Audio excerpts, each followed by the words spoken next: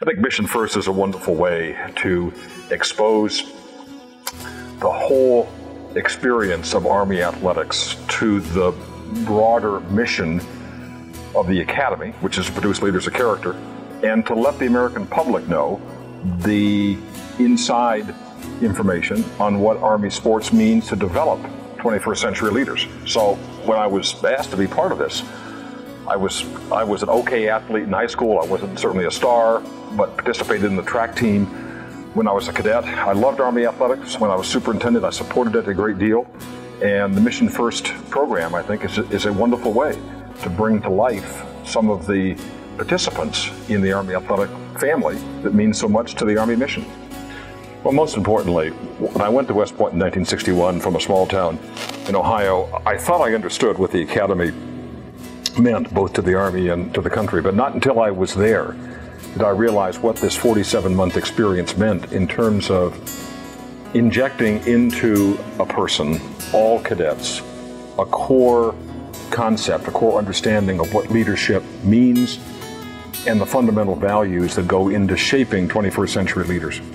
And it was, to me, an extraordinary experience. Not only those that I met there, but particularly the young captains who were our instructors in the classroom, on the playing fields for intramural sports, the intercollegiate coaches with whom we spent a great deal of time, all were extremely inspirational.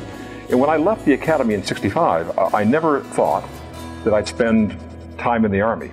But it was the combination of the inspiration with those that I met and then the experience that I had after I graduated that told me this is a career that I'd really like to consider spending more time than my first 4 or 5 years of obligated service. So West Point gave me in so many respects a foundation, a leadership foundation of ethical, principled leadership, as well as an understanding of what physical confidence meant. The Army is a physical, very physical profession. And it's why athletics, I think, are such an important part. They're not the end result, but it's a very important part of the whole experience. And that's why I've supported the athletic program to complement the educational and the moral ethical side as strongly as I have.